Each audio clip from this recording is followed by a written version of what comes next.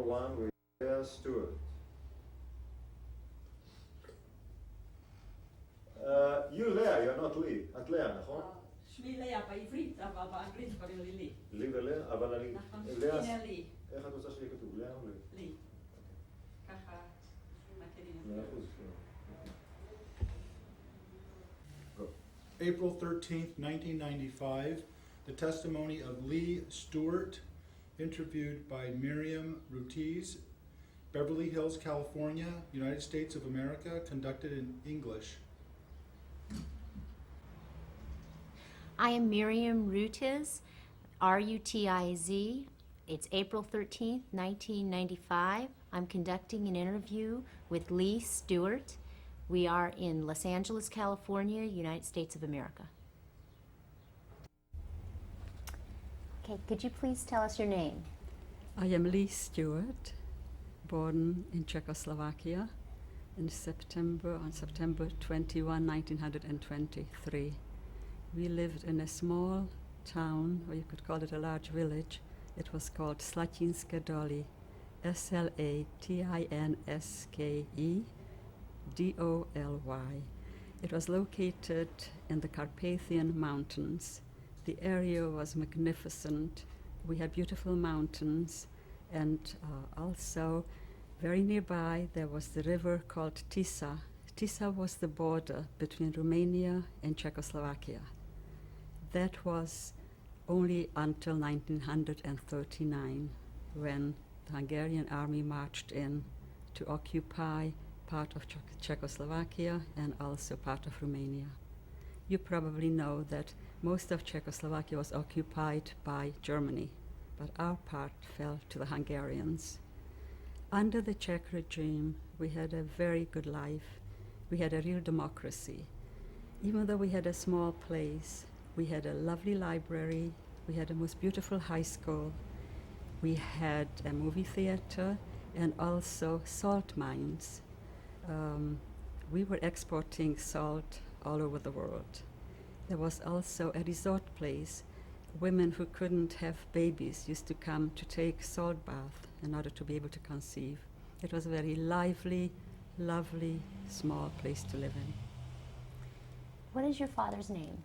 His name was Abraham And his last name? Gluck, G-L-U-C-K. He came from Tcháčovo, about 30 kilometers away from Slatinské Doly. And mother came from a smaller place. It was called Byla Církev, just 3 kilometers away from Slatinské Doly. And what was your mother's name? Ethel Hoch, H-O-C-H. And did you have brothers or sisters? I had 4. I had 3 sisters and a younger brother. I was the oldest of the 5 children. Could you tell me their names? Yes, sister after me was Brochola. She turned 17 just before we left for Auschwitz. Then Shenyala, and then Perala, and then my brother was Wolfleit. He wasn't quite 12 when we were deported. And how did your family support itself? Well, this is very interesting. My father, of blessed memory, left for America in 1938. And as soon as he got to America, he started to take steps in order to bring us out. But unfortunately, he could only come to America on a businessman's visa. Said he wasn't legal. He had to first become a legal resident. And in order to become a legal resident, you probably know one has to leave the country either for Canada or for Cuba. At that time, he left for Cuba and he couldn't get back in for 2 whole years. He got back in 1940 and immediately got papers from one of the congregations where he worked. And he sent us affidavits. I managed to get papers, birth certificates for a passport, which was an unheard of feat because the Hungarians were very anti-Semitic. And you needed a birth certificate of your great-grandfather who came from a small village. When I went there, asking the mayor of the village to give me a birth certificate, he says, "Didn't you hear, don't you know of my reputation? You know I don't deal with Jews. Why did you come?"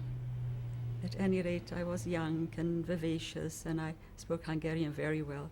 He asked me who was the biggest traitor in Hungarian, in the Hungarian past. I said Kun Béla. Kun Béla was a communist who really was looked down upon very, very much by the Hungarian nation. At any rate, unbelievably, he gave me the birth certificate. I came home and there was jubilation, not just by us, but by all our friends, that I had this precious document. We applied for a passport, started to take steps to come out, but unfortunately it was too late because the war had broken out with Japan and all immigration stopped. As far as how we lived, my maternal grandparents were quite comfortable. They had lots of land and lots of property, and they helped us. And also, my mother had 3 brothers and a sister. The oldest brother, Jerachmiel Hoch, was very comfortable. He gave us all the money we needed, just like you go to a bank to make withdrawals, so we went to him for money. In fact, such an interesting little story happened once. Apples arrived, and all the young girls my age went to pick apples, rather to grade them. And I wanted to go too, and he says, "You're not going." I said, "But uncle, I can earn money." He says, "You tell me how much you need. You're not going to be working." Now, your father, his profession was... He was a rabbi. He didn't practice his rabbanut. He was also a chazan. We had a grocery store at home. But in America, he worked as a chazan and also prepared boys for bar mitzvah. In fact, if you're from the valley, he worked at Valley Beth Shalom. And so when you were growing up, he was a chassan? No, when I was growing up, we had a grocery shop. You had your grocery store. And then he left for America when I was 15. And when you and your mother, did she work in the grocery store as well? Yes. Mother worked in the grocery shop, and I helped. And you were the oldest of the Of the 5 children, yes. Tell me a little bit more about your home life when you were young. We were a very happy family, very close-knit. Our grandparents, maternal grandparents, lived just 3 kilometers away, and we went there almost every day. They had a very big barn, and they had cows, and they had a wagon, horse-drawn carriage. They had a lovely garden right near the home. In fact, every time when I dream about home, I see this garden, and I see my grandmother, how we were picking blueberries and blackberries and some of the other berries. Of course, holidays were wonderful. We always got together.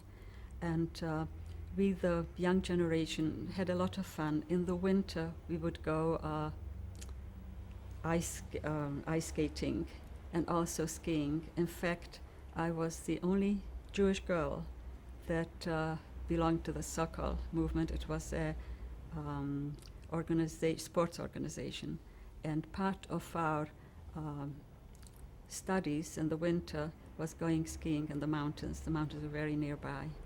So I used to go skiing. And I had another uncle who lived in Siget, which used to be Romania, but since Hungary occupied that whole area, there was an open border. My cousin Laichu was very dear to me. I went to visit, and they were much more modern than we were. She went ice skating and to learn ballroom dancing. I went for a visit, and my aunt Frida, of blessed memory, said, Laichu, they called me Laichu, it was an endearing name. We will get you a navy blue skirt and a white sweater, and you're going to skating with my Laichu. And that's exactly what happened.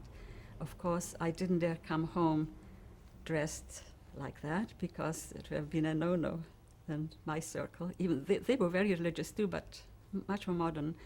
So I stopped by at a neighbor about 3 houses before I got home and changed into my clothes, the clothes I left in. And I learned to ice skate, and I also went to learn ballroom dancing with her. We had a lot of fun. In the summer, we would swim in the Tisa, which was very, very close by. And also, my grandparents lived in Bila Cirkev, as I mentioned. It was a most beautiful place.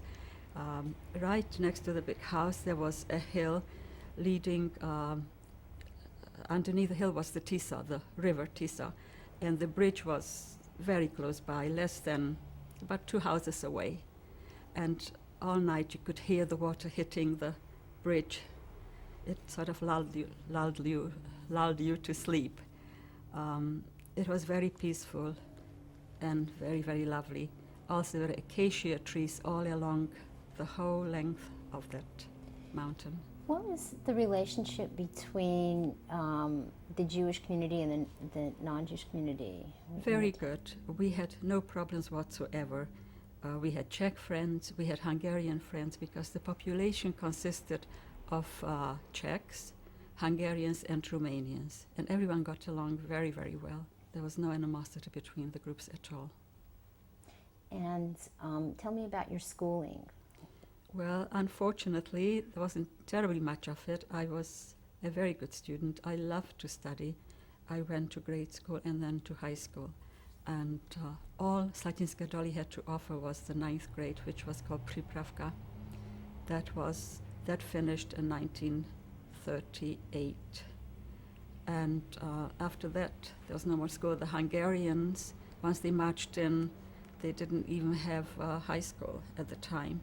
I remember crying all summer long, begging my mother of blessed memory to let me go to Munkacs to go to school there. But of course it was out of the question because my father wasn't home and I knew no one in Munkacs, and they weren't about to let me go to a strange place without any supervision, without knowing anyone. What did you want to do when you were young? What did you envision yourself doing when you grew up? I wanted to be a teacher. And did you work before the war? Yes. What did I you- took a course of shorthand and typing, and I worked for a little bit in that profession, and then I helped my grandparents originally supply the Romanian army with meat, and this is how they became very comfortable. It was a very good business, and then when the Czechs came in, all the money became worthless, but fortunately they had enough foresight to buy property. But the Czech money became worthless, and all you could get was for 50 crown, some change, Hungarian money. They opened up a meat market, and I was the cashier. I worked in the meat shop as a cashier. What was the first sign of anti-Semitism? Once the Hungarians marched in, we personally didn't feel it because none of my family worked for the government. As soon as the Hungarians came in, they fired every Jewish person that worked for the government.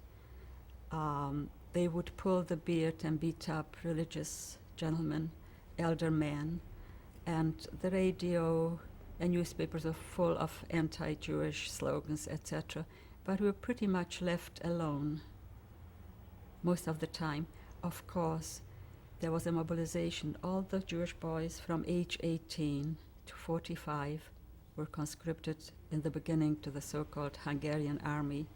They weren't there very long. Soon after they were conscripted, they were sent to the so-called Munkatábor, working brigade. And these young fellows were sent to the Russian front to help the German war effort. They worked with the Hungarian and German army. Most of them, unfortunately, did not return. Many of them died of starvation, some from the winter, and sometimes I was told, I wasn't there, that when the SS or the German army wanted some fun, or the Hungarians, they would simply push them into a barn or into a building and then light a match to it. I have one cousin who is here in Los Angeles, the son of my Uncle Rachmiel, who helped us so much. His name is Ephraim Hoch. He was there, but fortunately he survived. And he's the only cousin I have, plus one other cousin, Laichu, the one that I used to go to Siget. She lives in Borough Park, New York. And in personally, tell me about some of the changes. You mentioned that some people were beaten up. Did you witness this? Yes, I've seen elderly men being beaten up. But as I mentioned before, we weren't so badly off because they left us pretty much alone until 1944, March of 1944. Hitler all of a sudden realized that there are too many Jewish people still left, that the Jews of Hungary were not touched. They were being discriminated against terribly, especially in the big cities, Budapest and other large cities. But we lived in a rural community. Hitler apparently demanded of Miklos Horthy, who was the regent, to hand over the Jewish people to Germany. When Miklos Horthy refused, the Germans just marched in. And I believe it was March 15th, 1944, and immediately started to enact lots and lots of cruel laws against the Jewish people. The first law was that every Jewish person had to wear a yellow star. If anyone would be caught without his yellow star, he or she would be put to death immediately. I remember walking deliberately, proudly with my yellow star, showing I wasn't ashamed of being Jewish. We heard rumors that the war was almost coming to an end. The Germans were being pushed back from Russia.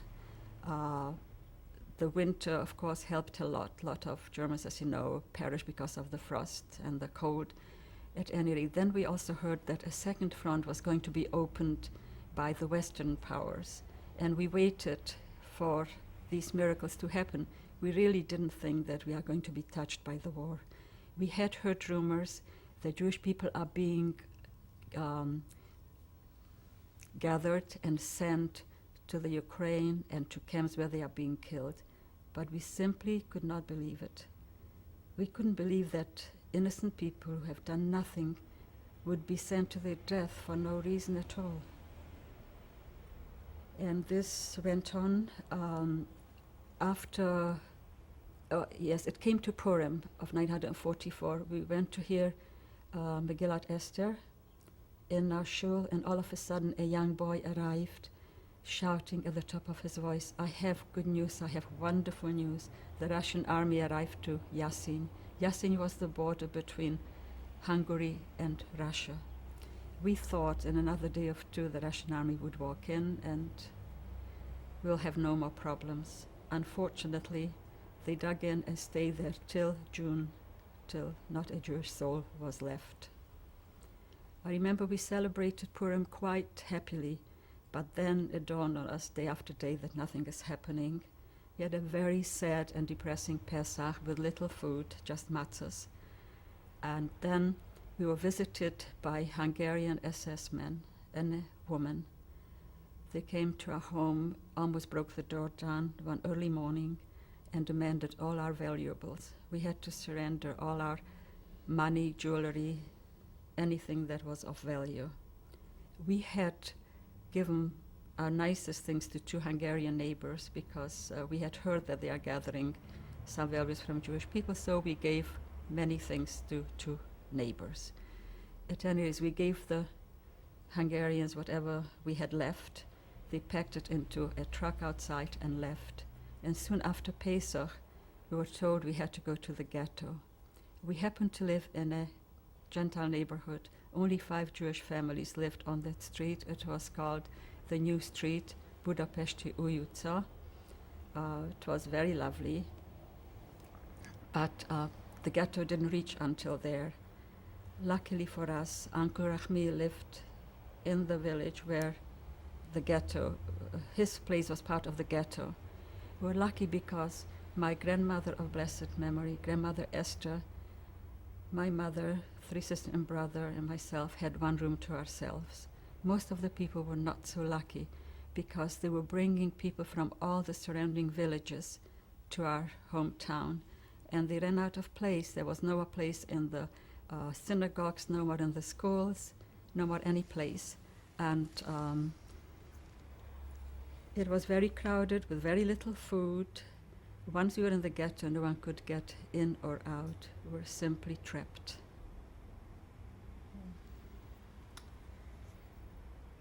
And in the ghetto, tell me more things about that. Describe more.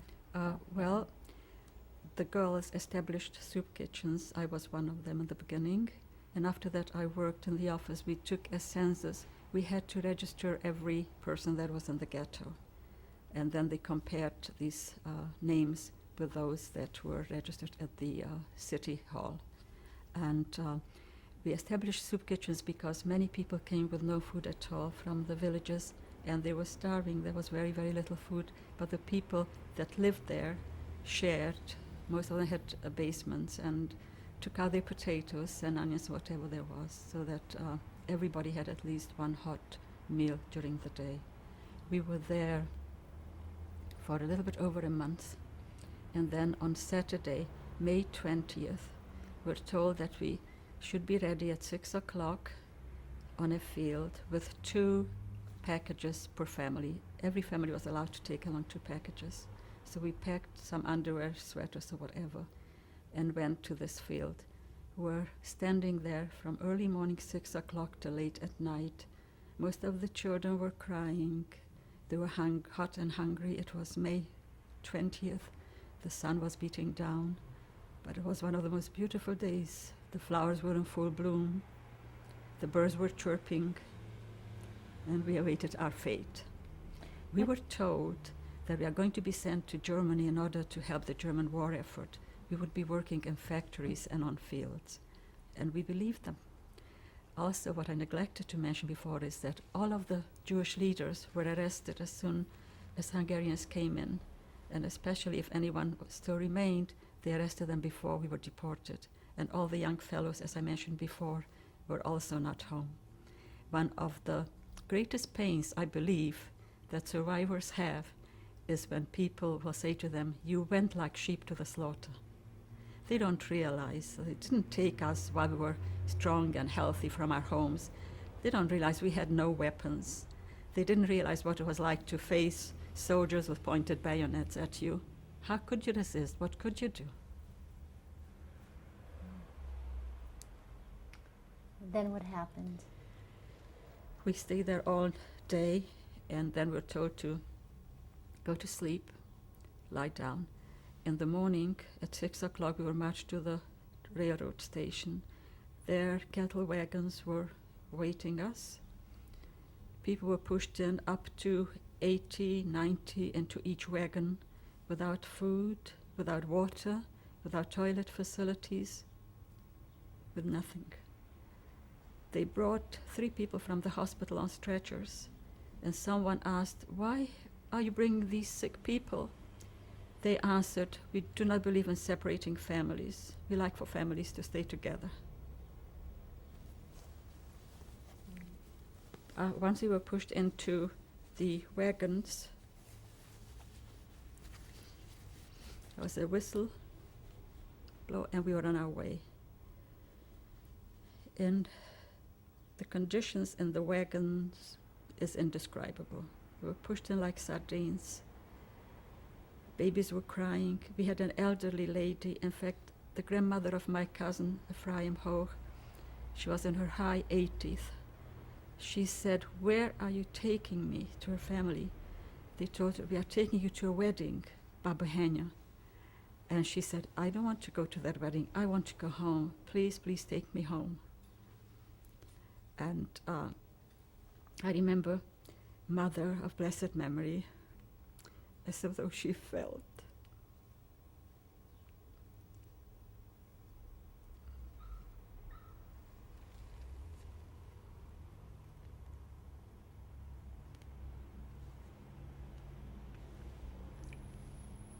She was stroking my head, holding me and hugging me. I didn't see her do it to the other children. We rode in that train from Sunday morning till Tuesday about midnight. We arrived and the wagon doors opened up and there was shouting and screaming, "Schnell, schnell heraus, quick, quick out." We barely could drag ourselves out. We wanted to take our 2 packages that we took along, and we were told by men in striped uniform, "Just leave them here, you'll get them in the morning." As we got out of the wagons, we saw 4 chimneys spewing black smoke. There was a terrible, terrible smell. We didn't know what it was. We saw a gate. On the gate, there was an inscription, "Arbeit macht frei," work liberates you. We walked past the gate, and on both sides of the street there were fires, small fires burning. We didn't know what those fires were. And we went a little bit farther, and a SS man announced on a loudspeaker, "Because you're so tired and so dirty, you need to be showered. The showers are 3 kilometers away, and since you're so tired, you cannot run.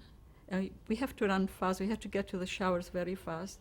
Those of you who cannot run will be taken by truck. Please step to the left side."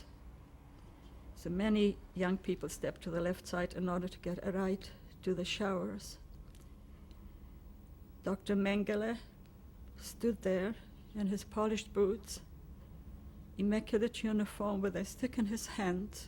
We had to line up 5 persons in each row, pointing with his stick, left, right, left, right. He chose young girls between the age of 16 to 35. All the elderly and children were sent to the right. When my turn came, I stood next to Mother, and my sister Brochola stood in the last row behind me. She could barely stand on her feet. I knew that she couldn't run for 3 kilometers. So Mengele sent me to the left. I said, "Could please my sister go with Mother, because she cannot possibly run for 3 kilometers. He gave me a big smile and said, "Aber ja, meine Liebe." But of course, my dear, that was the very last time I saw my family.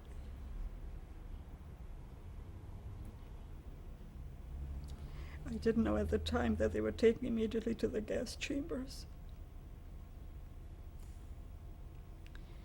We were indeed sent to be showered. And here a traumatic event occurred to me. We were brought up very, very modestly. I never saw my mother undress, not even her slip. And we had to undress completely in front of men in striped uniforms who shaved us all over. I just couldn't take my slip off. It was stolen of me. And after we were shaved all over, we were sent outside, and then we were sent to Barrack 17 in the so-called Seelager, Zigeunerlager, because gypsies were in that camp too. We barely managed to crawl on our koyas. Koyas were 3-tier, I don't know what to call it, like benches. 8 girls slept on each story, I don't know how to call it. And if one turned, all 7 of us had to turn because the space was so small. And we barely fell asleep when they were shouting, "Zählappell, Zählappell, schnell, antreten, antreten." We were counted morning and night. And then during the day, the Zählappells were the most frightening occurrences ever. But what I didn't mention before was that after we were showered, we were each given a dress, a pair of shoes, and a tin for soup. That was our total possession.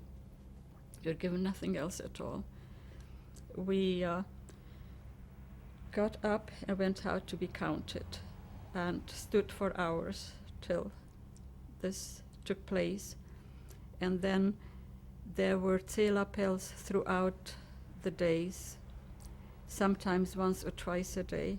If transports would arrive and they didn't have enough of a quota to fill the gas chambers, they were very economical, they didn't waste any space. If they needed more people, didn't have enough, they took some of those that were already once processed, that were already allowed into the camp. The Zählappells were absolutely devastating.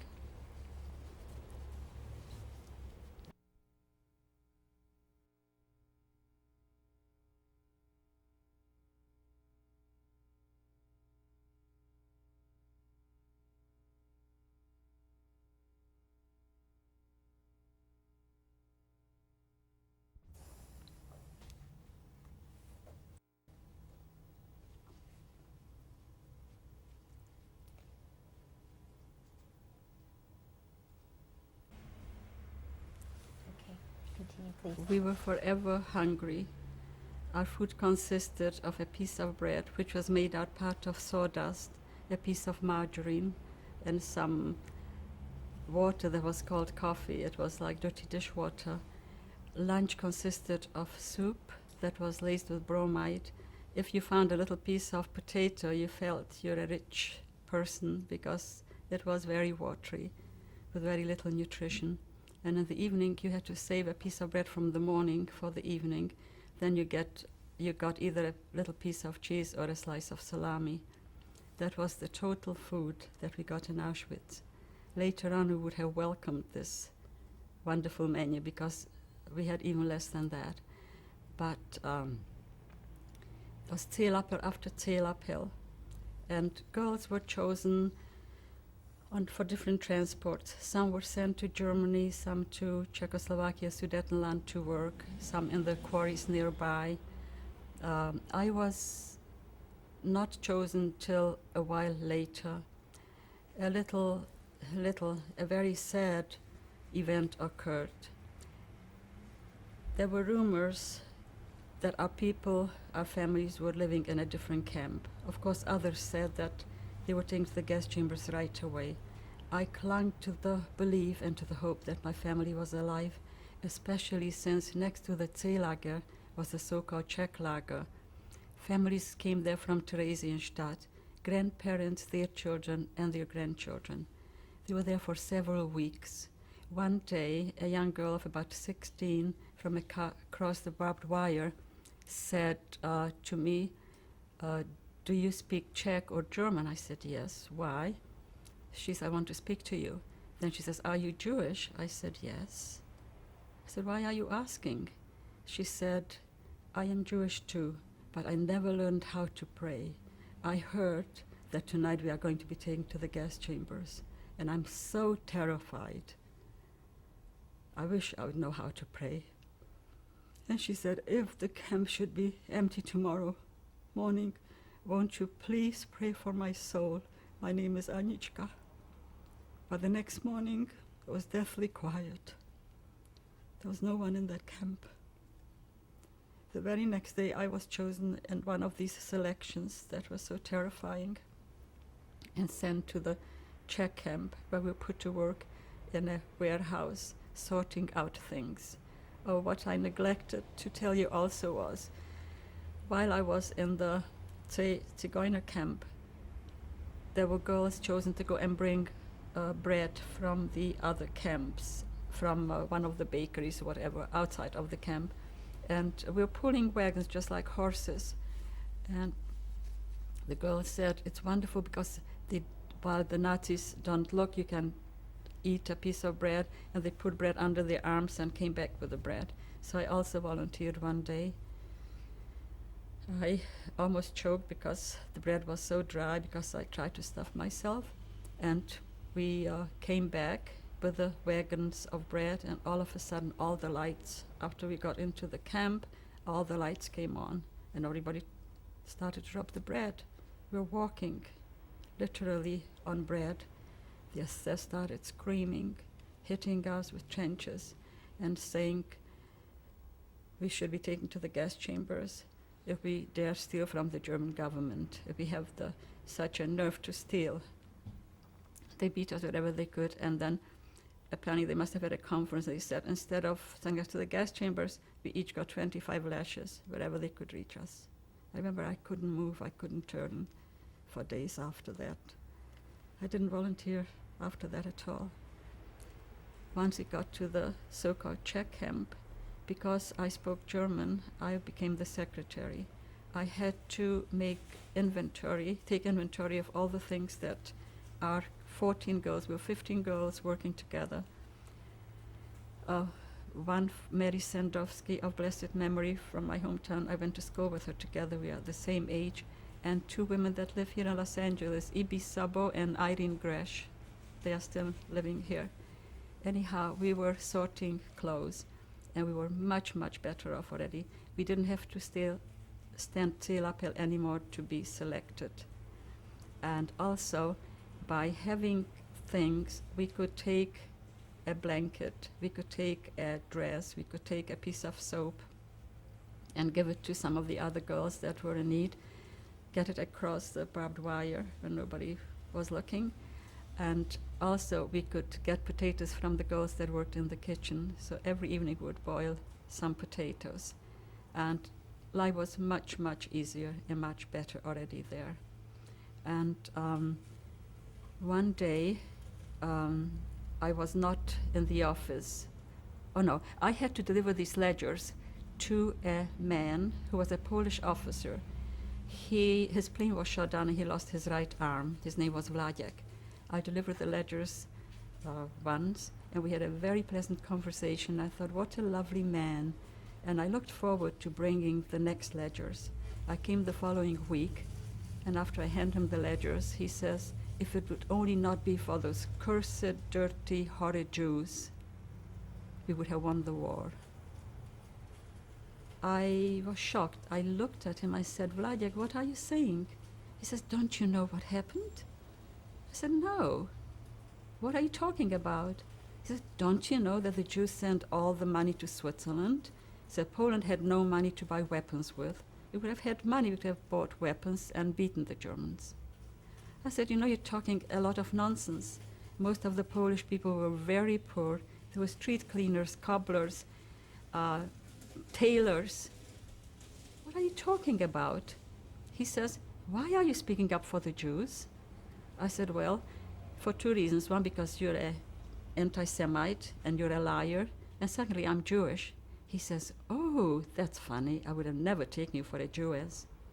I said, you know what? I'm happy that you're in the same hell where I am. He said, oh, but there is one big difference.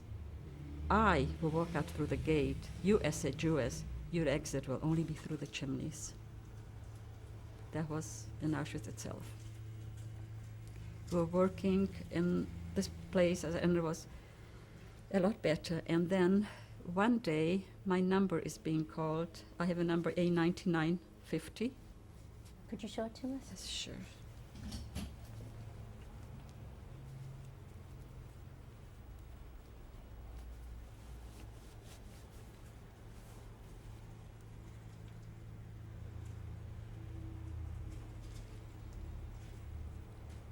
Okay, thank you. Okay. And I was surprised, why would my number be called? Mary Sandowski of blessed memory ran over to me and she said, I hope you're not going to be angry with me. I gave you a number because they are looking for members for the orchestra, and I know you know some music. You'll be much better off there. You will be sleeping in one room with all the other women, and you'll be wearing navy blue skirts and white blouses. You'll be much better off. I said, but Mary, I'm not a musician. Why did you do it? At any rate, there's nothing I could do. My number was called along with some other women, and we assembled near the gate. There was an orchestra in Auschwitz that played when transports arrived in order to mix up people. Sometimes they played for the pleasure of the SS. If you can remember Fania Fenelon, who was quite famous. She was quite a musician. She was one of the members of the orchestra. In November of 1944, the SS, for some reason, decided to send the whole orchestra to Bergen-Belsen, and they were looking for new members. They got women, young women, who were real professionals, Polish and Russian non-Jewish girls, who were there because either their fathers or husbands were bigwigs in the Communist Party, and as the Germans marched in, they were arrested, their families were arrested, and some of their members were sent to Auschwitz. Camp Commander Hess was going to audition the new orchestra. I was trembling like I couldn't begin to tell you, because I knew I didn't belong there. Luckily for me, he just spoke to 2 or 3 of the young women and said, I haven't got much time to interview all of them, take the lot. We got into Auschwitz, and Maruna, who became the leader of the orchestra, interviewed all of us. When she came to me, I was standing in the last one. I said, I didn't volunteer, I'm here by mistake, but please do not send me back. She said, what am I going to do with you? And she looked at me and looked at me, and then she says, I know what. I'm going to get hold of a flute. I could read music, and she taught me how to play a flute. We never played publicly, we only practiced. And I must say that the situation was much better, but I lived in such fear in the first few days that I cannot possibly describe to you. As soon as we got in, all the women together, you heard nothing again but Žid and Žid, derogatory things about Jewish people. I invented a story. I said that my father was Dr. Novotny, Minister of Interior of Czechoslovakia. He ran away to Russia in order to fight the Nazis. Our family was destroyed completely. I was the only survivor. I never said how many there were of us. And I'm sure that he's looking for us and that he will find us. I remember for 3 whole nights I didn't dare close my eyes lest I will say Shema Yisrael. Had they known I was Jewish, for sure I wouldn't be sitting here today. The hatred towards the Jewish people was so intense. We practiced, and winter was upon us. It came to January 18th. We heard shooting coming closer and closer. And we also heard rumors. In fact, those rumors we heard already in the Zelager, that America is going to send bombers in order to bomb the railroad tracks leading to Auschwitz. We were hoping and praying that this is going to happen, even though we knew we would be destroyed because we were very close by. But just not to see any more transports arriving, not to see the hundreds of thousands of children's shoes, dolls, toys, not to see the suffering of those that couldn't take it. And by the way, I'm sorry I'm jumping back and forth. The saddest people were those who had no belief. Many were there who didn't even know they were Jewish because maybe their grandparents were, but they themselves weren't. And they couldn't take it. They didn't last very long. All one had to do was just reach out, touch the barbed electric wire, and one was out of one's misery. Every morning there were corpses hanging all along the barbed wire. People that had faith somehow managed to survive much more easily. As afraid as I was, looking at the gas chambers and the crematoria, as terrifying as the selections were, I could say my prayer and I felt a little bit of comfort. I knew if this was God's will, I had no alternative but to submit to Him. My terror wasn't that intense as the terror of those who had no faith. And I must say people were very, very helpful to one another. I have 2 very dear friends, I have many friends, but 2 of my very closest friends, Rose Mayers and Perla Mark. Rose Mayers I grew up with, we went to school together with from kindergarten on. One day, she was there with 2 sisters, with Fegi and Perla. One day she got hold of half a cup of soup. She came running back with that bit of soup. She gave a tablespoon to her 2 sisters, one to herself and one for me. What that tablespoon of soup meant to me at the time is indescribable, because as far as food value goes, obviously it wasn't much. But the fact that I was counted in amongst her and her sisters, that I wasn't all alone, gave me a lot of courage and a lot of hope. It meant so much to me at the time. We have been good friends all this time, and she's like a dear sister to me. They live here on Swall Drive, and her sister Perla also downstairs. And I was very lucky to have had them there at the time. As I said, January 18th, there were rumors that all of Auschwitz was going to be destroyed. The Nazis were not going to leave any sign that such a camp ever existed. It was all mined, and all they needed was to explode it. Towards the end of November, the gas chambers stopped, and the gas chamber stopped. If somebody took ill, he or she were thrown into some room and they were languishing there without any medical help, but many survived and were in that building. However, when they saw everybody was leaving, all of Auschwitz was leaving on the so-called death march, those that could walk or drag themselves also left because they didn't want to be blown up. Needless to say, they went for a few steps and were shot because whoever couldn't march on was shot on the spot. The snow was hip deep and both sides of the road covered with bodies. We marched for 3 days. It was already the third day. Towards the afternoon, we ate snow. We were given a piece of bread before we left, but the bread had long been gone. On the third day, towards evening, I couldn't take another step. I sat down, said my prayers, and I expected the usual bullet. Instead of being shot, I was kicked, and an assessment who never saw me before, a Hungarian, he didn't know I knew his language, said in Hungarian, "Get up, you," he called me a nasty name, kicked me and said, "Get up." In a barely audible voice, I looked up and I said, "I can't." He says, "Get up quick before the German SS sees you." While I couldn't take a step before, all of a sudden the image of my father appeared in front of my eyes as he said goodbye to us. I got up and I marched on.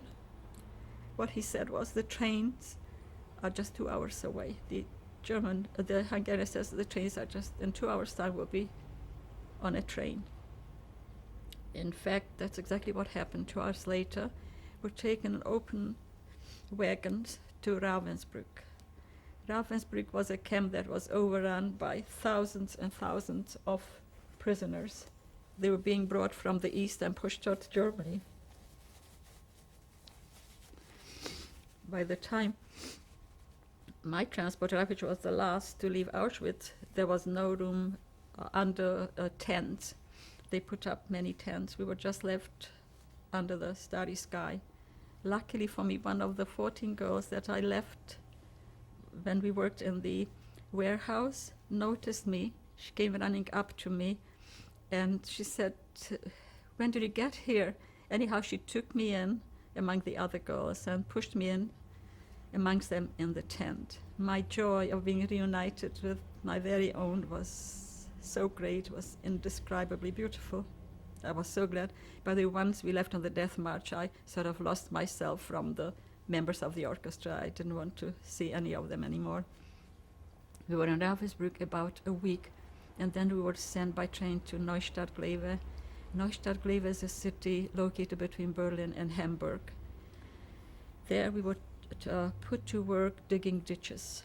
May I just interrupt you? Yes. Tell me how you were treated in Ravensbrück. There wasn't very much time, but there only a week. We did nothing. We would just give them a little bit of soup once a day. That was all. There was no time to do anything or to describe how we were treated. At any rate, in Neustadt-Glewe, we went to dig trenches. The Russians were coming from one side and the Western powers from the other side. And it's so interesting. Yesterday was President Roosevelt's death, wasn't it, anniversary of his death, the 12th of April? Mm-hmm.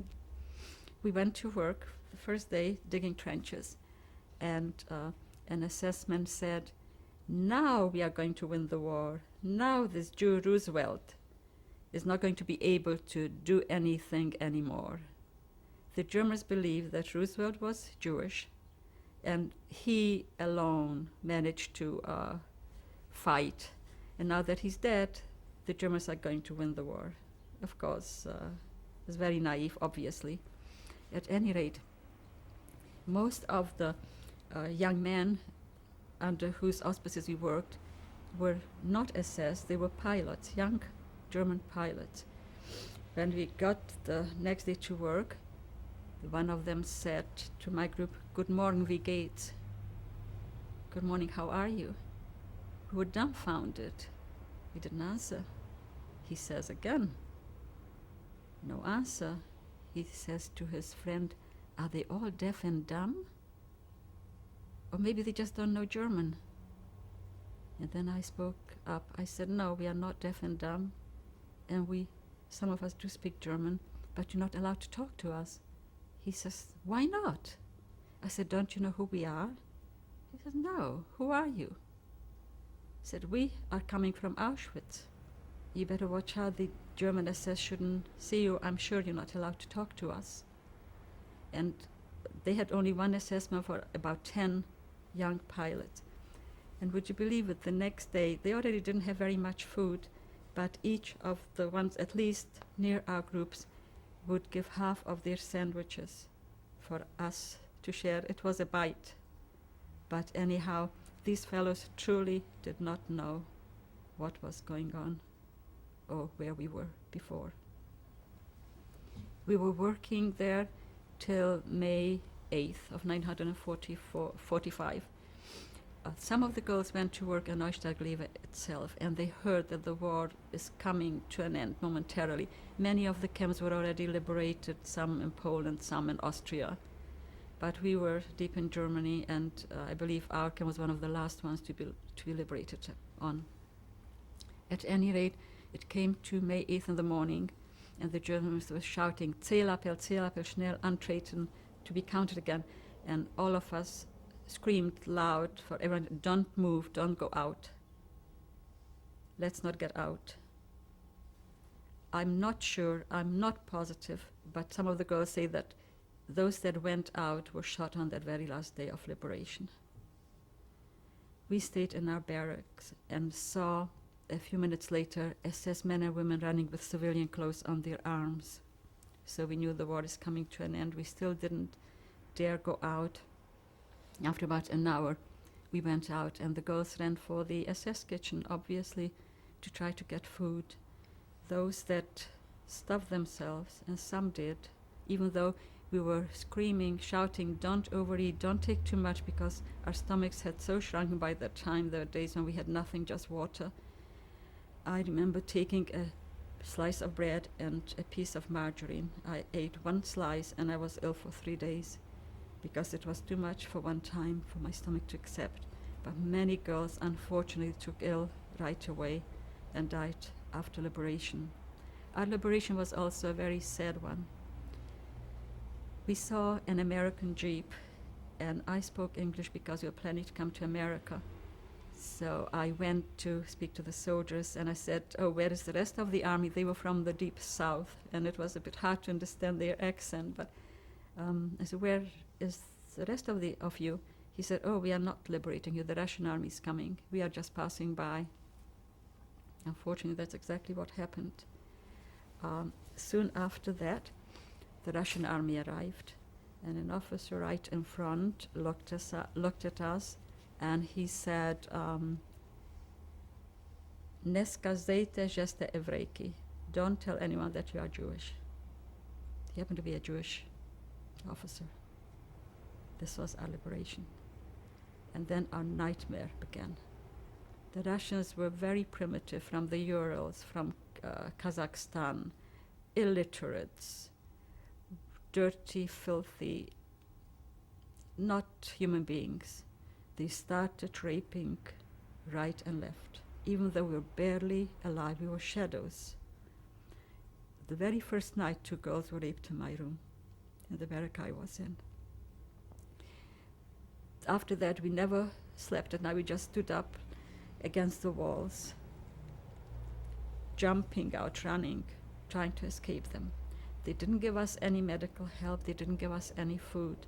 They told us to go to the city of Neustadt-Glewe and help ourselves. Most of the German population had fled. So we went to the city. The doors were not locked. I went to a house, and I took a coat, a dress, underwear, and some shoes, clothing. And when I got back to my camp, I tried on the coat to see what it looks like. And as I was walking, something hit my leg. I started feeling it, and there was a satchel of jewelry sewed into the lining. We did the same thing. We sewed in jewelry into our coats prior to deportation. I found that satchel of jewelry. That saved me countless times. No matter how drunk a Russian was, if you gave him a piece of jewelry, he let you be. Upon liberation, I became very, very angry with God. Until I wasn't liberated, I thought it doesn't matter anyhow, because we're told time and again we are going to be killed because they're not going to leave living witnesses as to what happened. So it really didn't matter. But when I was liberated, I realized that I was all alone and I had lost my family. How did you know you lost your family? Because by that time, after you were in Auschwitz, you saw people being taken to certain buildings, and that black smoke spewing and the smell of burning flesh. You just knew, even if you didn't want to believe those people that were there before us, who told us that they expired in the gas chambers. At any rate, I became so angry with God. I said, I didn't need him anymore. I'm free now. Thank you very much, but I'll make it on my own. Little did I realize I needed him very, very desperately. We left Neustadt Glebe and started walking. We were very weak and tired. On the way, we stopped in one farmhouse. We didn't know who lived there, but we went in, and I asked for some food. The answer was, Schweine heraus, pigs out. We walked out. We took some little onions and radishes from wherever we could. We took on the road, as we were walking, we took whatever we could find in the field. And then we got to an abandoned farmhouse. We climbed on top of a hayloft. And it was already late afternoon towards evening, and fell asleep completely exhausted. 15 of us always traveled together, the 15 that worked in the warehouse together. And Aranka, a girl from Satmar, and myself were in one corner. There's a very large barn, and the other girls were closer to the door. All of a sudden we hear screams, terrifying screams, and we see flashlights, lights beaming at us. I realized right away that the Russian soldiers have discovered us, and they came up onto the hayloft. 13 girls ran down, I don't know how. Aranka and I were in the outer corner, trapped. We knew we couldn't come. We'd have had to face the Russians. It was pitch dark. I prayed harder than when I looked at the gas chambers. And I said to God, if he'll save me and help me in that situation, I'll come back. I'll believe in him, and I'll try to be as good a person as I can. We felt the wall, and the wall was made from 2 by 2s. There were spaces between the boards. We jumped down to what used to be a barn before. How we didn't break every bone in our bodies, I'll never know, because it was just skeletons. In the meantime, the screams attracted the Russian commandatura, the Russian MPs. A jeep came and chased the Russian soldiers away. And we sat like a chicken with her chickies in the courtyard. We didn't venture again into the barn till dawn broke. Then we left. We started walking again, extremely tired and exhausted. A truck pulled up with 2 Russian soldiers, and the soldier, one of the soldiers asked, Kuda девушки, where are you going, girls? As we are going to the railroad station. The railroad station has been bombed out. At any rate, he says, come, I'm going there, we will take you. We had a quick conference between us, and we said, what do? We were so tired and hungry and weak. We thought 2 soldiers, 15 girls, we are going to take a chance. We climbed on top of the truck, and we were riding for a whole day. Towards evening, we arrived at a campsite. It used to be a German camp. It was before Katowice. And now the Russians were gathering Hungarians, Ukrainians, White Russians, people that went to work for Hitler, volunteers. They were gathering them there prior to shipment to Siberia.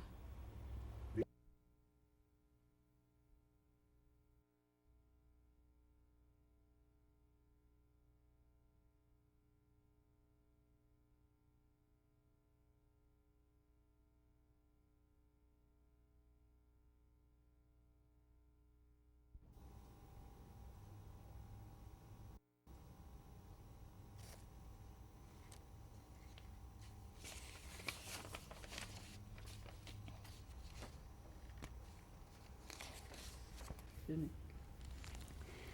All of a sudden, I noticed we were driven into this camp, and we had heard that Russia was gathering people who they considered as traitors prior to shipment to Siberia, and I was afraid we are lost.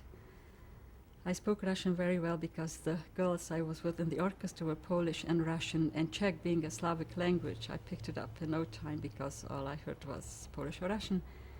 And I shouted at the top of my voice, I would demand to see the camp commander. Out came a Russian laden with all kinds of medals. I went over to him and I grabbed hold of his shoulder. I said, "You're not going to have even one of these left. Do you know who I am?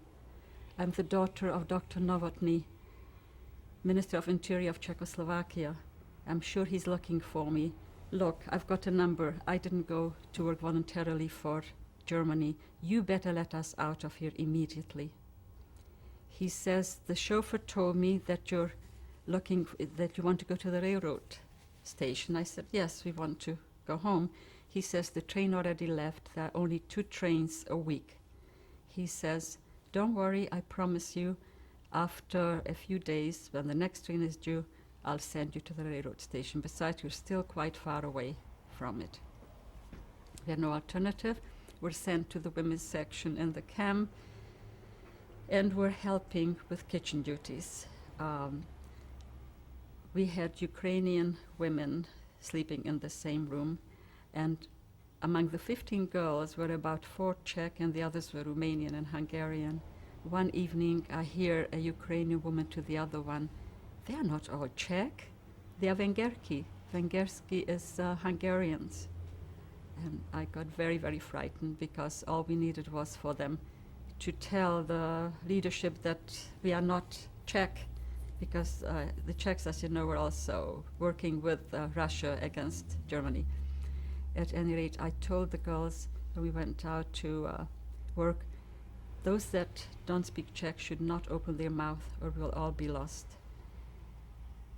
4 days went by, and a soldier comes and says, "Dawaj, děvušky, come on girls, we are going to the railroad." Unfortunately, 2 of the girls had left. They were sent outside of the camp for some supplies. And needless to say, we couldn't very well leave those 2 there. Had we left them, they would have never probably gotten out. We were there a whole week. That week was longer than 10 years. Because until they didn't take us to the railroad station, we never knew whether they would be sending us to Siberia or not. In fact, I heard many people who were in camp were sent to Siberia. So we were very, very lucky. At any rate, he kept his word, and we were sent to the railroad station.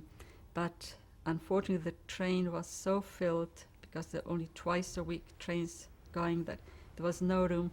We managed to hang on for dear life on the steps, lowest step of the train, and we managed to sort of climb on. It was very unsafe, but we managed to get to Katowice. When we got to Katowice, I got off the step and I collapsed. I fainted. Luckily for me, there's Rose Mayers and her sister and Faye Younger of blessed memory. Faye Younger was another dear friend. We shared a duplex on Doheny Drive for 25 years together. In Los Angeles. Yes, right here. And they came to every train to see if there's going to be anyone that they know. Luckily for me, they found me on the floor. They got hold of some carriage, put me onto it, and took me to their room. They spoon-fed me for a week till I was strong enough to leave for home. We all got to my hometown, Slatinska Dolly. We each went to our respective homes. We had a 2-family home with a very large garden behind our home. In fact, at the end of the garden was a small airport. When we told some people we had an airport, they sort of smiled and didn't believe it. Slatinska Dolly, such a small place, but we did have an airport. At any rate, I knocked on the door, and an unknown woman looked at me. She says, "We don't need any garden help," and slammed the door in my face. My eyes filled up and I walked away. I went to one neighbor where we left some of our possessions, and I said, "Birgike, can you give me back my things, our things. She says, I'm sorry, my Hungarian name was Ilonka. She says, I had to sell everything and some of my things because her husband was Czech and he ran away when the Czechs ran away, and then the situation got worse and worse, and at any rate she sold all our things.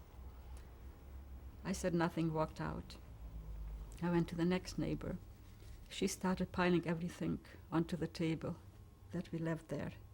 I was so overcome that I said, give it all to Olga. She had an only daughter of marriageable age.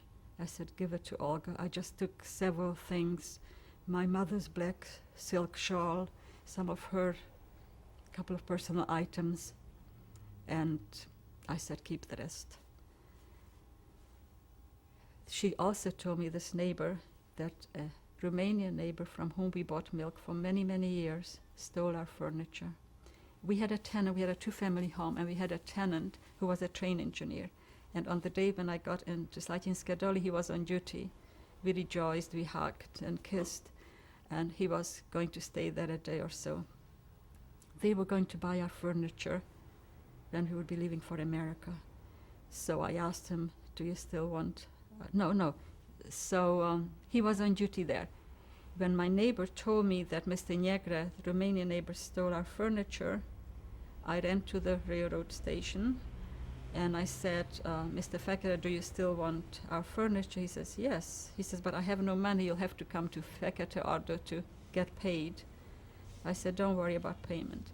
I come to Mr. Negre, our neighbor, and I come in, and that is our white breakfast front and the doors open bedroom set. And I say to Mr. Negre, I will be leaving for America. I have no money at all. Please give me a little bit of money, not what the furniture is worth, just so that I have some spending money. He says, I'm not giving you anything. I already paid for the furniture once. I'm not going to pay again. I said, who did you buy the furniture from? You know it's our furniture. You have been in our home many times. He says, oh, I bought the furniture from the Russians. I said, Mr. Negre, I'm asking you very nicely, give me just a little bit of money. I repeated what I said to him before. He says, get out. I got out and I went to the Russian headquarters. I was given 100 pengo on the way back in Budapest. I put the 100 pengo down on the table and I said, a neighbor of ours stole our furniture. He says he bought it from the Russian soldiers. And the officer got really angry. He said, what do you want? I said, I want a truck, a chauffeur, and 2 soldiers. I got the truck, 2 soldiers. We went to Mr. Negre. As soon as he saw me, he says, Ilonka, how much do you want? Took his wallet. How much do you want? Tell me how much you want. I said, Mr. Negre, you don't have that type of money anymore. He says, you cannot do it. He had 2 marriageable daughters. And in that part of the country, young fellows used to come to the home to court the girls. You couldn't buy a matchstick. You couldn't buy anything. There was just nothing in that area. He says, you cannot do it. You're ruining me. I said, Mr. Negre, it's too late. He says, I beg of you, please tell me how much you want. I told the soldiers, and Russian just start loading up. I pointed out what was our furniture. They loaded the furniture. We drove it to the railroad station. He said, I'm going to kill you. You're not going to leave here alive. I said, no, you're not. Went on the truck, left on the very same train for Pilsen. I had heard that the Americans were in Pilsen. That was the only place where the American army was stationed. And they had a displaced persons camp there. I registered at the office. I told them that my father was in America and that I had an aunt and uncle living in Portsmouth, England. I gave them all the information and I joined hundreds of the other girls. I also registered to go to Palestine. Any place just to get out of there. After 3-4 days, it was so demoralizing and boring. You just went for your food with nothing to do. Since I spoke so many languages, I thought maybe I could do some, and I could type and to shorthand, maybe I could do some clerical work. So I went to the office. There was a Mrs. Green, an American Army officer, and I said, please find some job for me. And she said, I'll see what I can do. After a week in this displaced persons camp, they sent for me. I came to the office and they said, a plane is leaving tomorrow for London. We are going to send you to England so that you can stay with your family until such time that you can join your father in America. I didn't believe it. I went back to camp and I tell the girls, I'm flying tomorrow to London. And they look at me like I've gone out of my mind. And I hear one telling the other, she was normal and how could she go mad so fast? Needless to say, I didn't sleep all night. In the morning, I was at 8 o'clock at the office.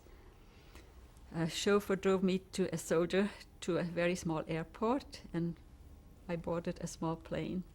There was a pilot, co-pilot, a Czech officer who was in England, and a woman from Greece, a Greek woman. The Greek woman tried to speak to me in Greek. Of course, I spoke no Greek. And then she spoke to me in German, and I answered. I could feel daggers from this Czech officer. The Czechs hated the Germans with a passion that even we couldn't hate so much. You know what they did to Czechoslovakia, Lidice, etc. Anyhow, I could feel such hatred coming from him. When we arrived in London, he ran ahead, and when I got there, the immigration officer said, where is your passport and your visa? I had nothing. I said, I have nothing. I've just come from Auschwitz and from my hometown. I have no papers. He said, well, you know, you cannot enter a country legally. I said, I was sent here by the American Army. You can verify this. I was arrested and sent to a so-called security house. It was a wonderful large mansion, immaculate with large rooms, a wonderful bathroom, and I found that 3 other girls from Argentina who also got to London illegally. The next day, I was interviewed by an English lady. Her name was Muriel Stott. She was one of the most beautiful human beings ever. After she interviewed me, she says, I'm going to do something that's completely illegal, but I feel I want to help you. I'll bring a postcard tomorrow.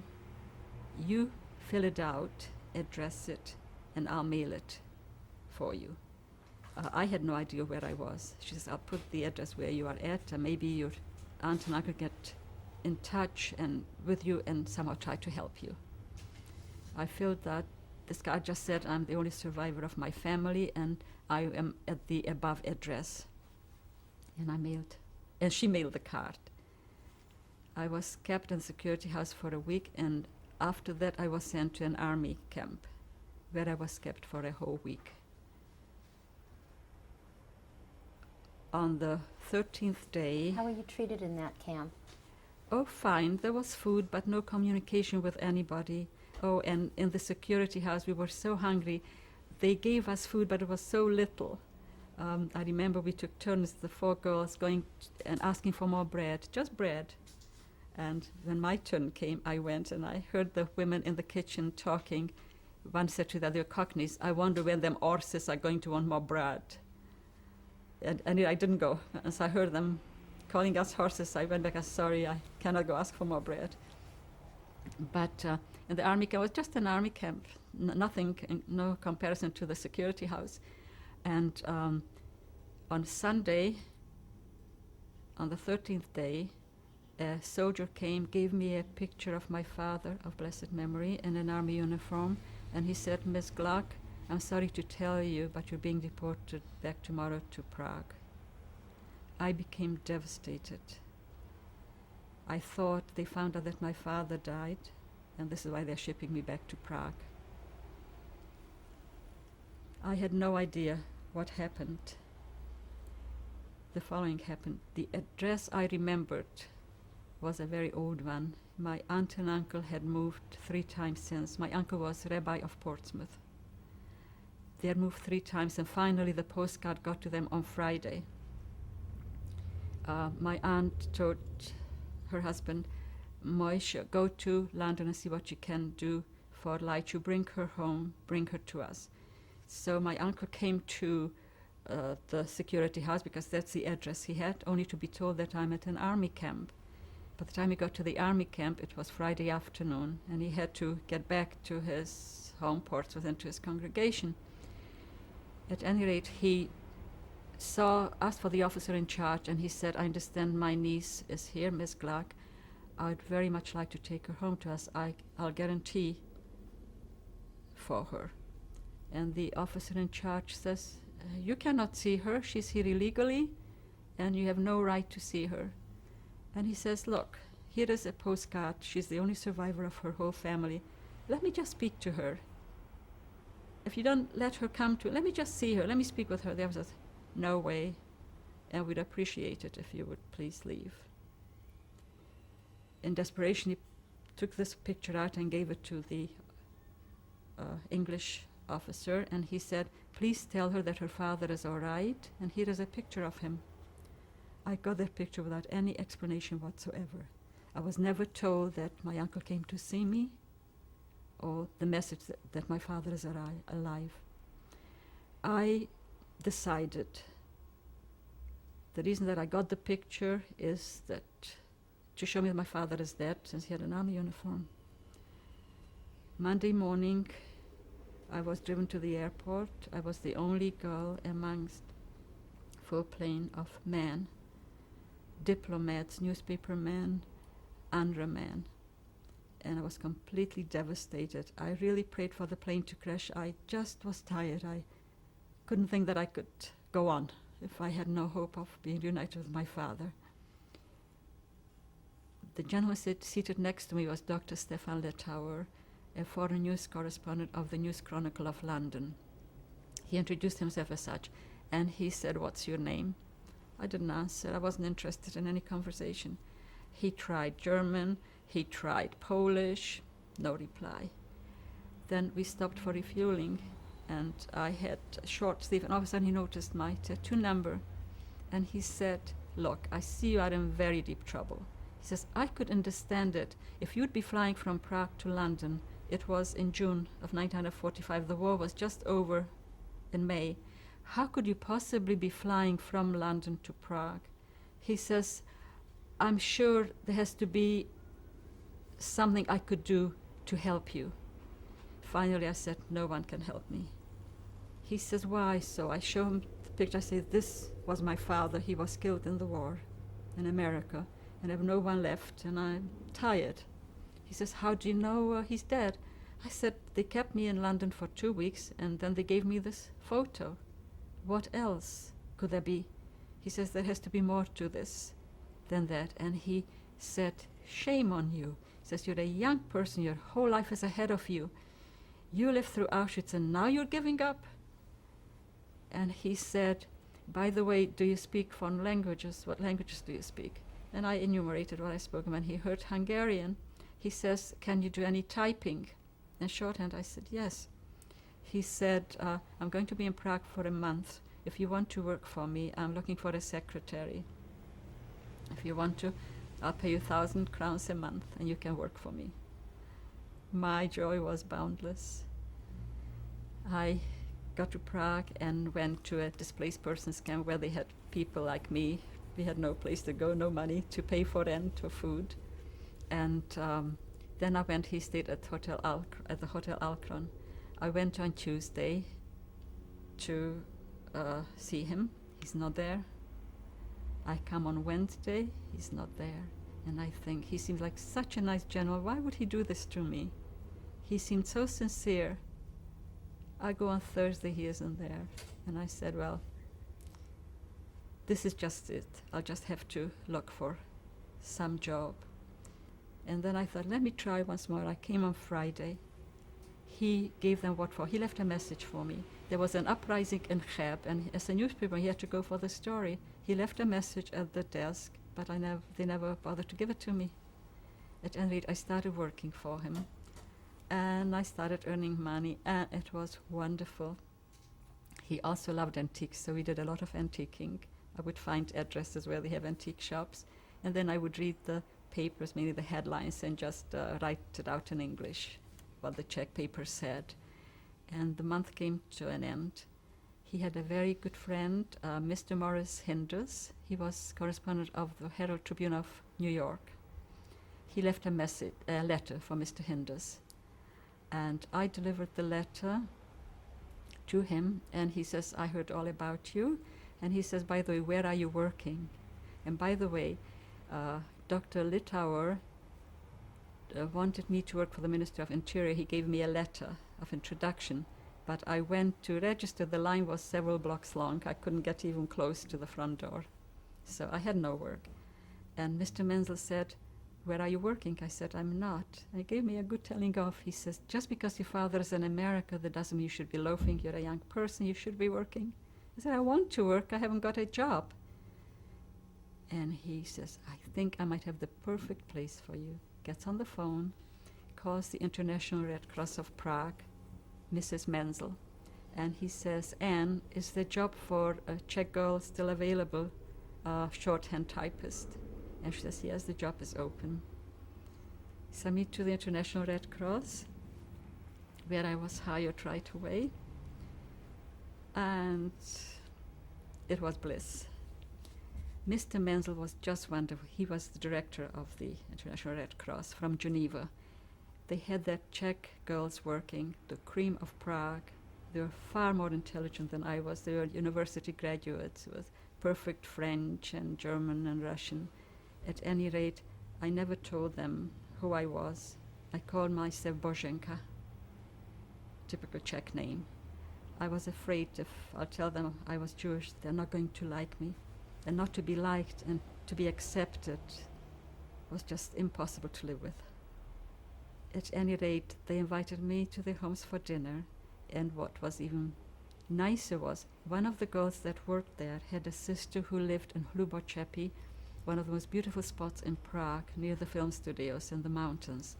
Her sister had a villa, and she had a room and bathroom to let. So I rented that little apartment, and it was wonderful. What I forgot to tell you, and this is very important, when I told Dr. Litauer the story, he immediately got in touch with his office in London. They contacted my aunt and uncle, and they, in turn, sent my father's address to Dr. Litauer. And he sent a telegram. Civilians couldn't send telegrams yet. He sent a telegram to my father, and needless to say, my father was overjoyed. He cabled back and said how overjoyed he was to hear from me, and he would take immediate steps to bring me out. Then, I still didn't have this telegram from my father, but we had to send one to him. Then Dr. Litauer had to go to Budapest. And he says, we have to leave tomorrow. And I said, Dr. Litauer, I don't want to go. Suppose an answer will come from my father. He said, look, Ms. Gluck, I could have gotten 1,000 secretaries in Prague, but not all of them speak Hungarian. I need you for Hungary more than for anything else. You simply have to come. So we left in a limousine. Along also came the Yugoslav ambassador to Prague and his wife, and we reached Budapest. And there I read the papers, did the same thing as in Prague, translated. And then I left for home again because they gave me the wrong birth certificate. No, I didn't get the birth certificate the first time because I was afraid that Negrev, who promised to kill me, I was afraid to stay. So I had to get a birth certificate in order to get a passport. I went there just for the day and came back to Prague. As soon as I opened up the office, he was sitting with a big smile like this and handed me the telegram from my father. And I still have the stack of telegrams that we exchanged. And the girls were wonderful to me at the International Red Cross. I had some frostbites on my body. Mr. Menzel brought me medication from Switzerland, and he brought back chocolate bars. I always got 2, the other girls got 1. And he had an assistant, Dr. Chermak, who had a wife, but they were childless. Working there and getting to know me, he liked me very, very much, and he says, Boženka, you haven't seen your father since 1938. Why don't you become our daughter? We have no children. We have a beautiful home. I love you, and my wife will love you. Become our daughter. Of course, it was out of the question. I wouldn't hear of it. After working for 2 months, I went downstairs to eat. I ate with the janitor. They had a janitor for the villa, and I paid her for every dinner. I was not observant, obviously. I went and have dinner. I had a dizzy spell and I fell down several steps. I got to my room in excruciating pain, and in the morning I went to work. It took an hour on the trolley to get from where I worked, Jana Opletala 9, to my apartment. I was in very, very great pain, pale, and I sat down to work. Alenka, my best friend, came in and she says, "What happened to you?" I said, "Nothing, nothing." She says, "Come on, what happened to you?"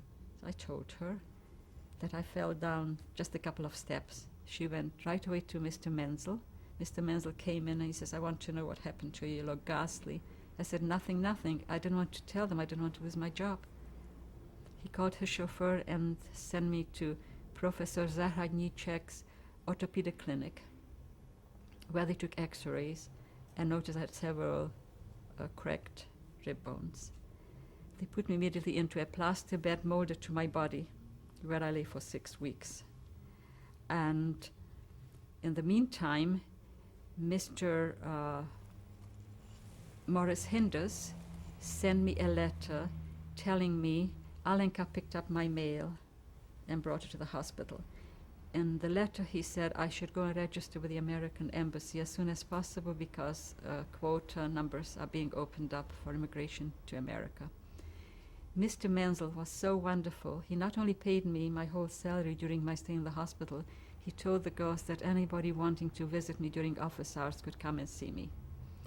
And then when Mr. Menzel got this letter, not Mr. Hinders got the letter that I'm in the hospital, he came laden like Santa Claus on a Sunday with fruit, peanut butter, chocolates, bananas, all the good things you can mention that weren't readily available in Prague yet.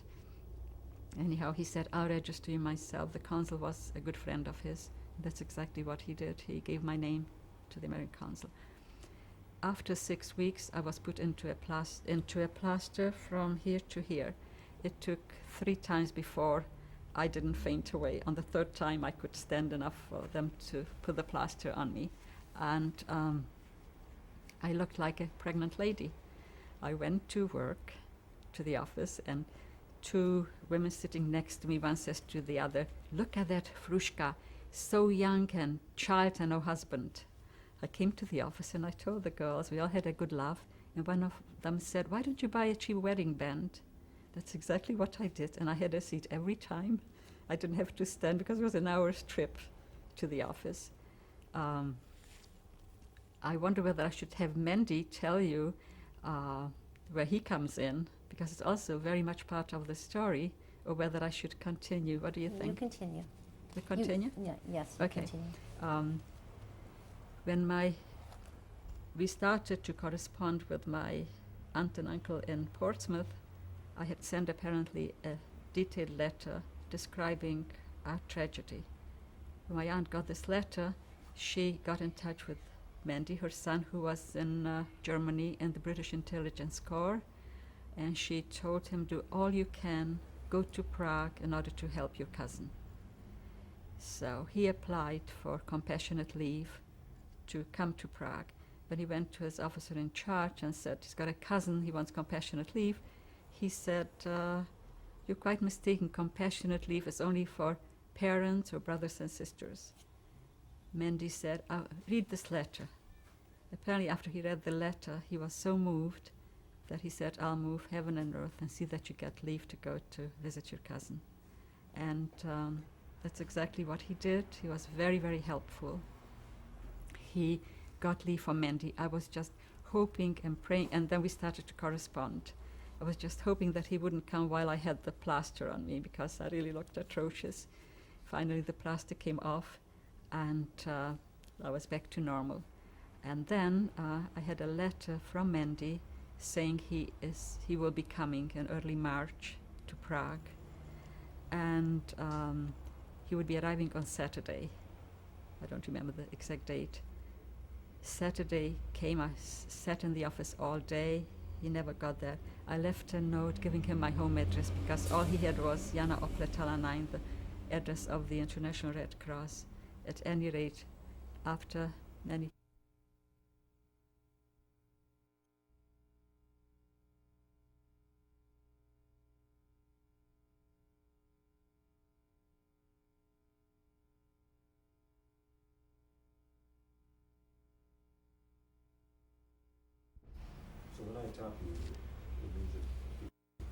Okay, so when you see him tapping me Okay. too, Oh. then you'll know. I know it's, I'll Yes. get it, it's there too, but you know, you'll have Yes. a sense of it. And you know where you are. Mhm.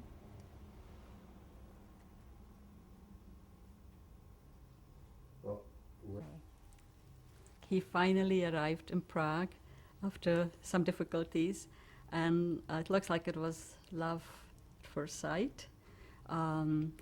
We spent 16 wonderful days together. We went to everything possible, movies, theater, ballet, whatever there was available in Prague. And after that, he left for his unit back to Germany. After a few days, I got a visa to go to America. And I wanted to very much to go to Paris, where I had 3 aunts, one of them that lives here, Auntie Yolanda. I wanted to meet my aunt. And then I went to the British consulate and asked for permission to go to England. And the consulate refused me. They said, you have a visa to go to America. There is no reason for you to go to England at all. After a lot of pleading, they finally granted me a 1-day transit visa. I got to England, and my uncle was waiting for me at the railroad station. I was taken to their home. It was a wonderful reunion with my family. I didn't know any of them because we had never met since they lived in England and we in Czechoslovakia. And then, while I was in Paris, what I neglected to tell you is, Mandy got to know that I was in Paris, and by some luck he managed to wangle leave to come to Paris. And that's where he sort of proposed. His proposal was, I'd like to ask you to marry me, but I have no right to, since I have nothing to offer you. That was his proposal, and I didn't even answer.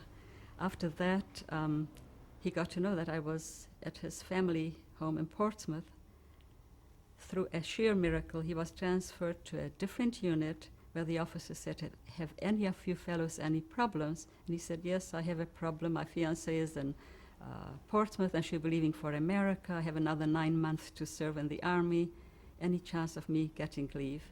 He got leave, and all of a sudden, a taxi stops in front of the house with a screeching brakes. Out walks Mandy. He got leave, and we spent a wonderful week in Portsmouth. And then he saw me off on the ship Argentina that left for America. The journey took 10 days. I was ill the whole time because I knew that I was really burning my bridges behind me, and that I was all alone. Instead of my whole family coming with me, I was alone. 28 had a lovely reunion with my father, and I took a refresher course of a clerical course in the evenings, and I worked for a freight forwarders company in Brooklyn. And then finally Mandy was demobilized and managed to come to New York. And he stayed with his sister in Long Island while I stayed in Brooklyn. And then they needed somebody in the documentation department. He was still looking for a job, so I suggested that he apply at F.L. Kramer, where I worked, and he got a job there. He did a very, very he did very good work, and they were happy to have him. And then in March, Mandy's brother-in-law told my uncle, who eventually became a father-in-law, he said, why don't you marry the kids? He was going to be rabbi in Grand Rapids, Michigan. He was just going to start his position the very next day. And I went out that evening shopping. I came home at 10 o'clock, had a leisurely bath, bought white shoes.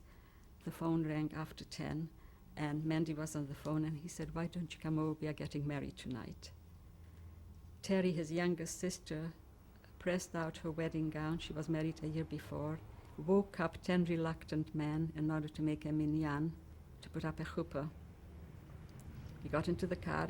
It was midnight by the time we arrived in Long Island, Elmhurst, Long Island.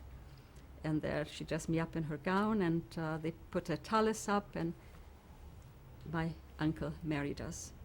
The apartment was available only 2 weeks later, so we went our separate ways. At any rate, I was very, very blessed. I wish he wasn't here to hear it. Have the most wonderful, compassionate, kind, intelligent man any girl ever had the privilege of being married to. His gentleness, his consideration and kindness to all people that come across his path. It's just marvelous. He's got a name. People in business called him a prince of a man amongst a band of thieves. We are very fortunate. We have 4 wonderful children. What are their names? Eden, he's our oldest. He is principal of Torah Semes, one of the largest day schools in Los Angeles. Tell me his whole name. Eden Larry Stewart. And they have 7 wonderful children. Our oldest granddaughter is 19. She's getting her BA in education in June. Very bright, very nice. Our second daughter is Sherry, who is a very devoted and wonderful daughter. She's just completing her studies in court reporting. They have 4 beautiful children. And then we have Debbie in Jerusalem, who's the mother of 9. They are, thank God, bright, lovely. And our youngest son, Rocky, or Yerachmiel, lives in Oak Park, Michigan. He is a gym teacher and a teacher of Hebrew studies. They have 4 children. They are all lovely, hardworking, decent, law-abiding. And my cup runneth over. I'm very, very lucky. I met the nicest people after the war. We moved to Doheny Drive, where we were very involved with our synagogue and with the schools. I was PTA president first and then sisterhood president. I also worked on project caring. 12 of us would go to convalescent hospitals to bring a little bit of sunshine and cheer up some of the people that were there who had no family or whose family didn't care very much. We sang to them, danced with them, told them a little bit stories or something from the Bible, just to break the monotony. And then 2 of our daughters lived in Israel, and I had heard about Israel since I was a little child. My grandmother Esther used to sing a song, Zion, Zion, my precious land, how very precious you are to me. And I lived with Zionism. As I mentioned, I didn't mention I was part of Betar, of the Betar movement. My father was a Zionist. He was a personal friend of Zev Jabotinsky in Czechoslovakia. And we're very motivated and really loved Israel. Needless to say, we're extremely happy when we became a nation again. And we wanted to be with our daughters and also to live in Israel too. By the way, we love America. America is the most blessed country. It gave us our start. America was good to us and still is. Every time I hear the national anthem or see the flag, I get goosebumps. We have 2 loves. Have you been back to your hometown in recent? We have been back in 1988. We were sent by Thames TV to make a film on the life of Robert Maxwell. And what was that like for you going back there? It was very moving, heartbreaking in a way, and yet I welcomed the chance of going back just once more, just to see it. What did you find when you were there? Nothing. There were 10 Jewish people living, all elderly and sick, with nothing to do. Most of the few that came back left for various countries. It was very heartbreaking to see a place where life was so full and so happy, completely devoid of anything Jewish. In fact, once there aren't 10 anymore left. In fact, there is still one elderly woman whom we send packages to about 4 times a year. Her name is Lily. And I think she and one other person is left there. In another year or so, all of that area will be Judenrein. There won't be a Jewish soul left. We were in the capital of the Ukraine. I'm sorry, just skipped my mind. Ungvar, Uzhhorod.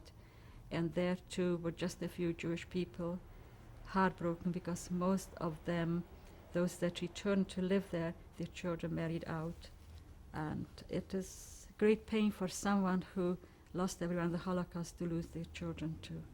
How did you go back to your old home? Was it still standing? Oh yes, 2 families lived there, one doctor and another family.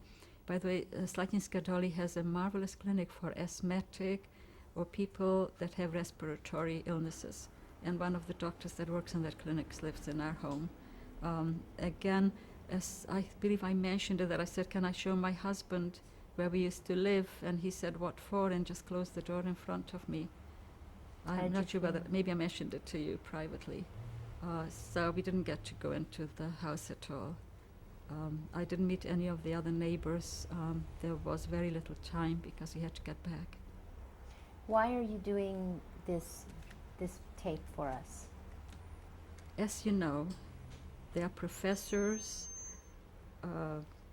doctors, people of note, people, very respected people, who say the Holocaust never happened. It is all nothing but Zionist propaganda, Jewish lies. Auschwitz was supposed to have detoxification cameras where clothes were thrown in because the clothes were full of lice. It isn't going to be long before all of us will be gone because we are getting on in age. And it is important. Our family knows, all our grandchildren are very involved and know what happened to the Jewish people. But there are some families who are not as knowledgeable, not as well informed. It is important that our people and the world knows what really happened so that nothing like that ever again should happen to any nation.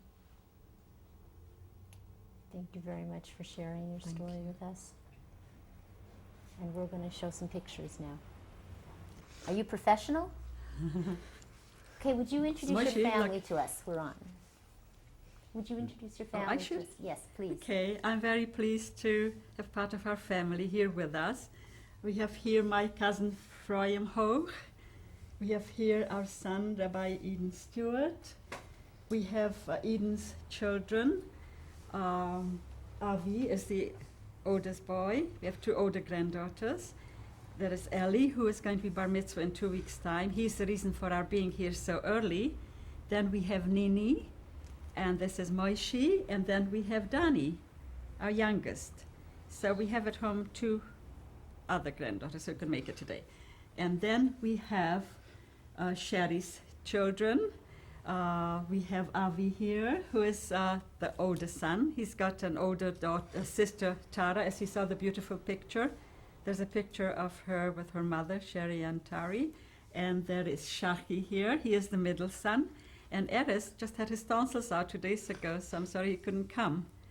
And I guess And her husband. that's it. I'm here too. Oh, I think my better half is here too, thank God. I hope for many, many more years to come, please God. And what is his name? Mendy, Mendel. Mendy. I would like to know, first of all, from you, Yes. what was it like the first time that you saw your wife? The first time I saw her, she wasn't my wife. But I liked what I saw, put it that way. I heard what she said, it was love at first sight, and I think that happened very quickly. Yes. And what was it like for you growing up as the son of a survivor? For me? Yes.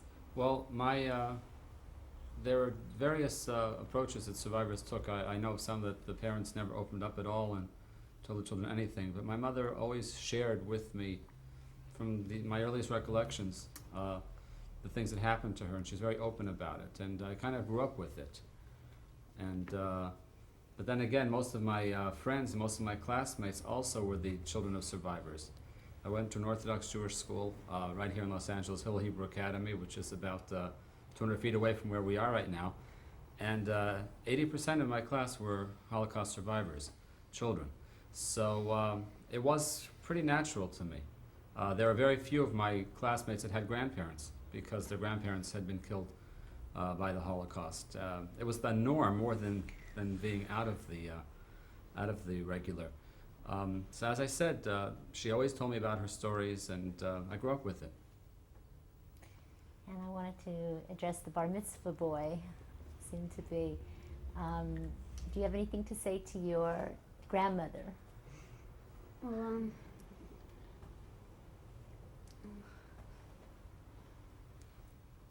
How does it feel to have her as your grandmother? well, she's very whenever I need anything, like a lot of times, even if like she's not in LA, I know that if she'd always be there comforting me in case I needed anything, and it's like I'm very lucky because she was the only one in her family that survived, and I just feel very lucky that I'm able to be a grandson. Thank you. Anyone else would like to say anything? I'd like to say that I'm happy she's here and my grandfather. Thank you very much, and thank you very much for sharing your story with us. Thank you.